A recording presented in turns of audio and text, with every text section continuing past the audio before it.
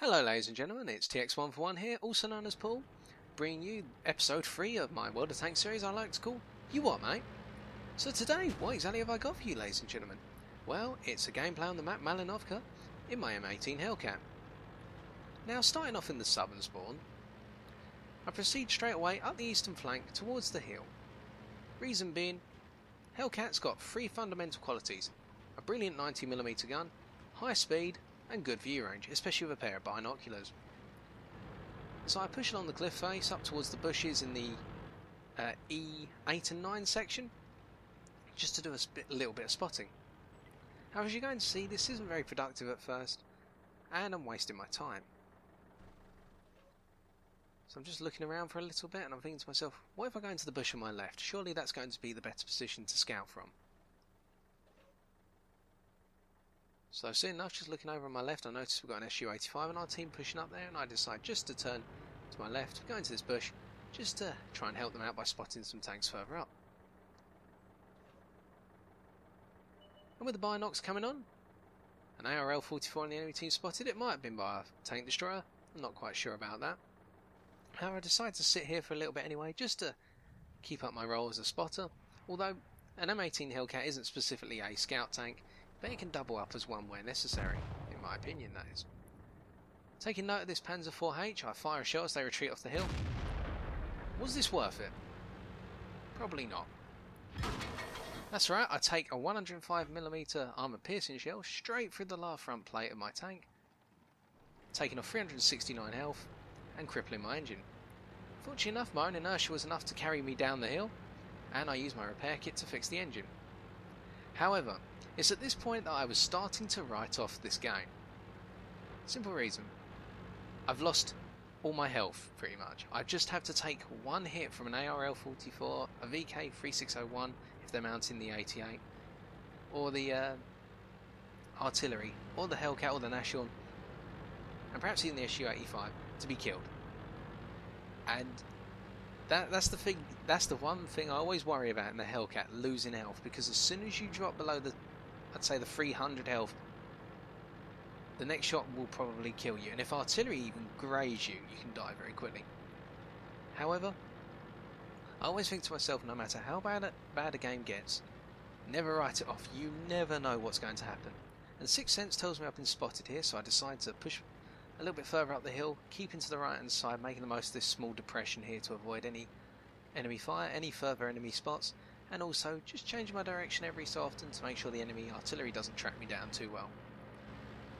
Soon reaching the top of the hill in this lovely little windmill, I keep on pushing up because I know we've got 2 KV-1Ss and a friendly T-34 up on the hill, and our team's pretty much encouraging these tanks and myself to keep pushing forward, and so I push forward in support. Soon an ARL-44, that one from earlier, is spotted over there. Down the lower ground, an open fire, my first shot hitting, I believe, the lower portion of their tracks. Waiting for the reload, my second shot is more effective. I look over at this VK-3601H, but they disappear and I couldn't quite make out their position. My third shot in the ARL bounces, but they're taken out by a KV-1S on our team. So pushing a little bit further, this VK's respotted and I take a nice shot into their frontal plate. However, it's at this point that I'm spotted and the VK's killed, so I'm thinking, right, let's just reverse back, get out of the way. As soon as the enemy artillery sees me, they're going to be smelling blood and a nice dinner. Our 2 KV-1Ss are still pushing down the hill, and so I'm thinking to myself, right, well, let's keep supporting them. They're probably going to spot at least 1 or 2 more tanks, and perhaps we can take a tank out. So I come a little bit further forward, using the bush to keep me camouflaged. And soon enough, a load of enemy tanks are spotted. Now I've got no shot on them from here, so I have to go further forward out into the open. A little risky this, but with the high camo index of the M18 Hellcat, I think we can get away with it. I fire at the last known position of the Bishop, taking them out, and that's 1 artillery piece gone. This Type 58 is just sitting there, so my first shot goes right into their right hand track, sticking them in their position, and so I decide to fire 2 more blind shots, hopefully taking down some of the HP of that Type 58, which will come in handy at a much later date.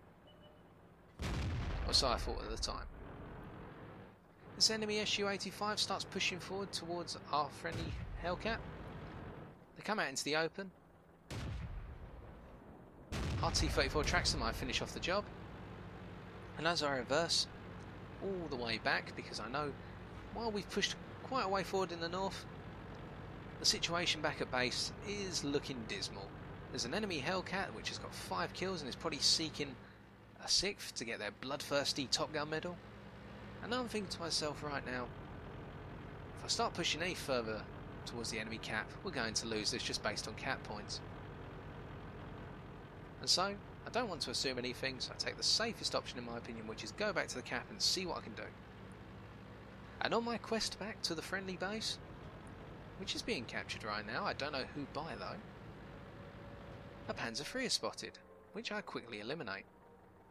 And I do love the accuracy of this 90mm over the longer ranges. Additionally, an enemy Nashorn is spotted by our artillery, and my first shot misses as the Nashorn reverses out the way. And this Nashorn player is moving all over the place, so I decide to give it a little bit of lead on the left, and I take them out, securing my 4th kill. So I carry on pushing down back towards our base, making sure to stick to the woods and the furthest eastern edge of the map, simply because I don't want to get spotted until I can get a shot off on the cap. Avoiding knocking down the trees as well to give the enemy no indication of where I am, minus the 2 shots I fired onto the enemy tanks that have now been destroyed. I soon decide to break towards the houses around the back of the cap, as you're about to see, because I know whoever's capping is almost done. There are 63, 64, 65, and I need to put some pressure on now, otherwise it's too late. And the other Hellcat on our team's way too far away to even get a shot on the base, so that's what I was thinking. So coming around the back of the houses, I decide to squeeze between the 2 houses here, and just pop out and take a shot. And what do you know, it was the enemy Hellcat. Fortunately, my shot didn't roll over the average and it didn't take that Hellcat out straight away. However, we're now both in a situation where either of us can be killed in one shot. I decide to just stay behind the house because I know if there's an enemy tank down in the river basin, they're going to take me out very quickly. Additionally, the enemy artillery would be able to peg me out in the open. Staying here, the enemy Hellcat decides to start side-scraping. However, they fire just a little bit too soon and their shot goes into the building. Meanwhile, I make mine count and put it into their frontal plate. Now, reversing and driving forwards and backwards, and getting my words mixed up at the same time, I'm just doing that to try and throw the enemy artillery and not tell them which way I'm going. Fortunately, the enemy artillery guessed that I would drive forward and missed. However, I reversed out, and now I decide just to head back into the woods because we've got 7 minutes left in the game, and our team's got 2 tanks to the enemy team's 5, and those odds aren't nice, and we've got to try and marginalise those as nicely as possible.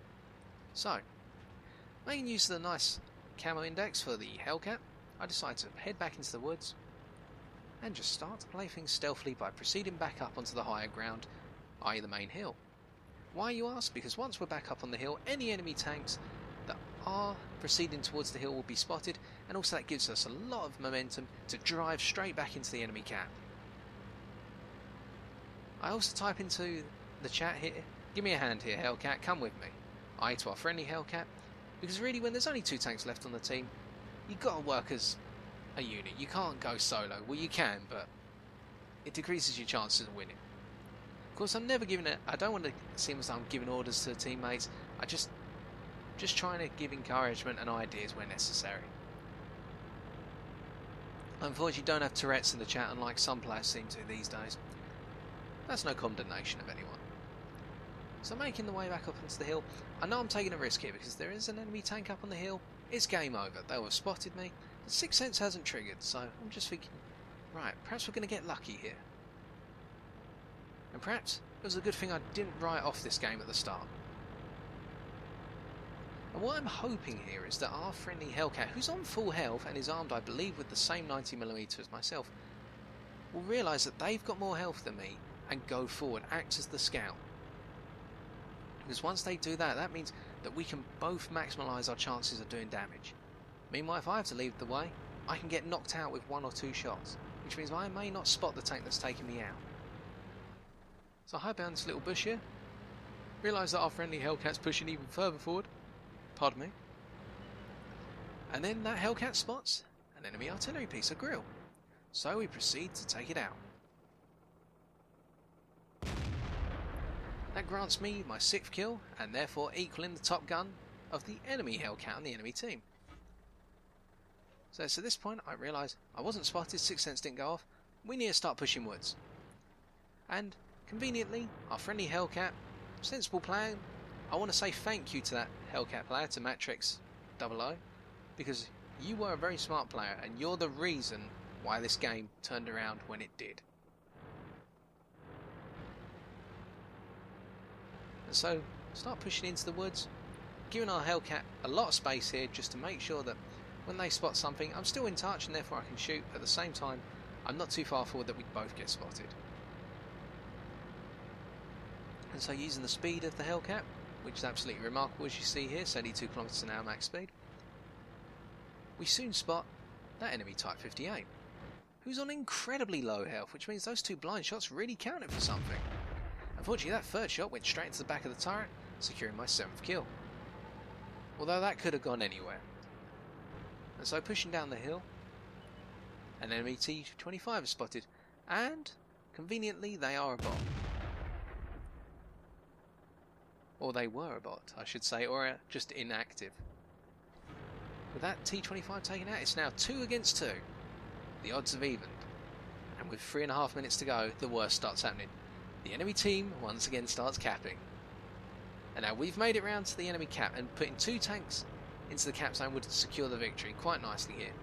I have to take the longer route just in case one of the enemy tanks is still in that river, on the sort of shore of the river. Sorry, the ridge of the river.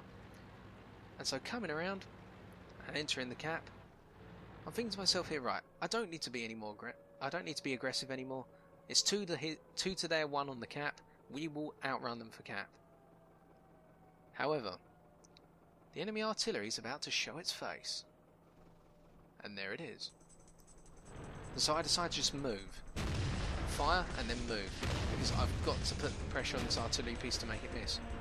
Stupidly, I drive out of the cap, and really that compromises the idea of capping. And I type in nice big capital letters here, kill. Yep, turn on the bloodthirst mode. We've got to stop that Chinook from capping. Because otherwise the enemy artillery is just going to blind fire. And the reason I come so far out before proceeding towards the cap is to make sure that the enemy artillery piece thinks that I'm going to hunt them rather than hunt down the tank capping. I want to give off an assumption that I'm not going to worry about the cap, I'm bloodthirsty. However, instead I go for this Chinook, loading an APCR shell because I want to make sure that with all chances, with everything on the line here, that this shell penetrates and doesn't bounce or get absorbed into a track line. With the enemy cap at 90, the enemy Chinook now gets spotted and taken out. And with my 8th kill in the bag, and the cap defended twice, the game pretty much comes to a close as all that's left is an enemy artillery piece. Keeping my path in a slightly jagged line to avoid that enemy artillery shell. So at this point that I type into our friendly Hellcat, it's all yours, go mad, go charging after it, I'll come up behind you. Just simply because I've done enough, and I'm not going to put my tank at risk, not now. And conveniently, the enemy artillery is spotted in a position where our friendly Hellcat can't fire at it, and so I decide to take the shot, securing my 9th and final kill for the game. And that's why, ladies and gentlemen, I never write off a game no matter how bad the odds look at the start. So, having watched the rather tense gameplay, let's take a look at some stats. So from looking at the stats, we can see that we earned 30,724 silver credits, and additionally with a ×2, 2,628 experience. And that's without a premium account.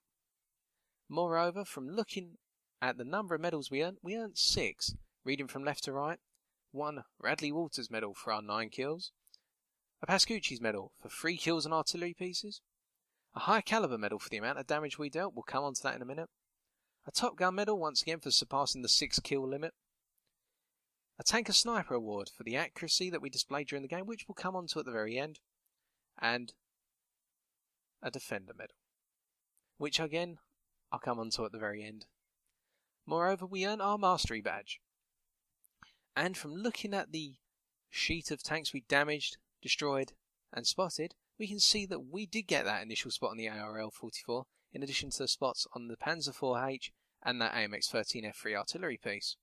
So, moving on to the next set of statistics, My comparison with our teammates and the players of the enemy team, our 1,314 experience and 3,019 damage went well above and beyond the Call of Duty for our M18 Hellcat, surpassing anyone else in the game. Still, credit should be given to Matrix 00 in his M18 Hellcat, or her M18 Hellcat, for the fact that at the very end of the game they acted as my eyes. The game could have gone very differently without your contribution. And finally, moving on to the final statistics sheet, we can see that we fired 21 shots, with 20 of them hitting their targets, and 19 penetrating. Ergo, that's how we got our tank sniper medal. We only received one hit, and it was from that Panzer IV's 105mm cannon. Just goes to show you how much of a glass cannon the Hellcat truly is. Moreover, it confirms there that we spotted 3 enemy tanks, damaging 13 of the 15 tanks on the enemy team. And in assistance damage we got 857, which was all due to spotting, not a single bit of tracking. Additionally, we got the Defender medal by going well beyond the Call of Duty for that medal, obtaining 178 defence points. And our final haul of 15,216 silver credits, when we account for the fact of repairs, the use of the repair kit, and the use of ammunition including one APCR shell, is quite a nice haul. And it just goes to show that you should never write off a game no matter what. And also, ironically, that the duration of the battle was 13 minutes and 37 seconds, so one could say this is quite the elite replay. Still, I've been TX141, and if you've enjoyed this episode of WoT M8, why not leave a like, comment, or subscribe for future content on my channel. Until next time, ladies and gentlemen, take care, and I'll see you on the battlefield.